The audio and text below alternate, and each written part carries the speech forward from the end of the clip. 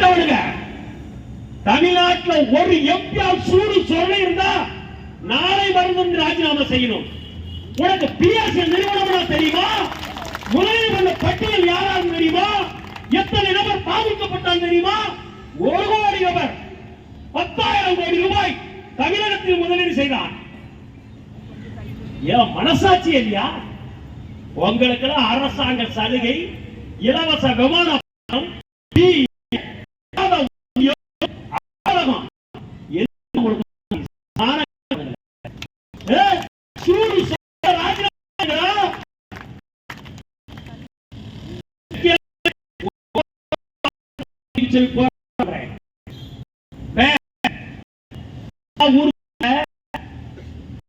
Panchayat road முடிந்த road களம் ஓடுவான் போயிட்டு இருப்பான். ஐயா அந்த ஊருக்கு விவசாயம் கேட்டாங்க. களம் கொடுத்தீங்க, எனக்கு வேண்டிய கமிஷன் வரும். இதுக்குத்தான் நம்ம எம்பி வச்சிருக்கோம். என்னைக்காவது மக்கள் என்னை ஈண்டெடுத்த தாயார் உடன்பரவாசி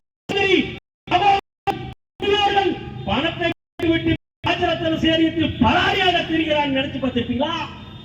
சட்டமன்ற எழுப்பி இருப்பீங்களா? நீதிமன்றத்தில் எழுப்பியிருப்பீங்களா? தமிழக முதல்வர் அன்பு மாதிரி கனிமொழி அக்கா என்ன தேர்தலின் போது அக்கா நினைச்சு பாருங்க, என்ன சொல்லி காட்டீங்க? எங்களை வாக்களித்தால் எனது அண்ணன் ஆட்சி முன்னேற்ற கழகம் அமர்ந்தால் உங்கள் முதல் பணம் இல்லத்தை தேடி சொன்னீங்க. வந்து எம்பி தானே பாராளுமன்ற பேசுனீங்க. ஒரு 3 மாசத்துக்கு தமிழ்நாட்டை எடுத்துக்க. முதல் மகன் யாரு தமிழ்நாட்டில்? முதல் மகன் ஆளுநர். ஆளுநர் உனக்கு வேணுங்கிற ஆளுநர் மேல உச்ச நீதிமன்ற ஸ்டாலின் போடுற ஆளுநர் பாதிக்கப்பட்டிருக்கானே, சட்டசபையில் ஒரு தீர்மானம் போட்டீங்களா? இதுவரை மாண்புமிகு பாரத கவனத்திற்கு தெரிவித்துக் கொள்கிறோம். 1 கோடி பேர் 10,000 கோடி ரூபாய் பிஎஸ்சி நிறுவனத்தில் முதலீடு. அந்த நிறுவனம் மோசடி செய்யவில்லை. அந்த நிறுவனத்தை மத்திய செபி ஸ்டாக் எக்ஸ்சேஞ்ச் போர்டு திட்டமிட்டு வைத்துள்ளது. அதற்கு ஏதாவது நடவடிக்கை எடுக்க வேண்டும். மண்டல தீர்மானம் நிறைவேற்றீர்களா?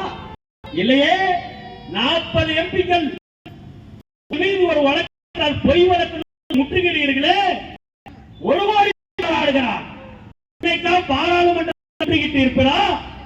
செந்தில் பாலாஜி, யோகி ராமணி ஒரு 100-200 கோடி ரூபாய் ஏழை எளியோருக்கு வாங்கினார். அனைத்து கட்சியும் சேர்ந்து இருப்பீங்க. இங்க முதலீட்டு அமைப்பு மட்டும்தான் இருக்கணும். வேற கட்சி யார வேணாலும் பேசுறேன். சுதந்திரம் வாங்கி கொடுத்தாங்க தமிழ்நாட்டுக்கு. ஒரு பாதிப்பு அவரு பார்த்து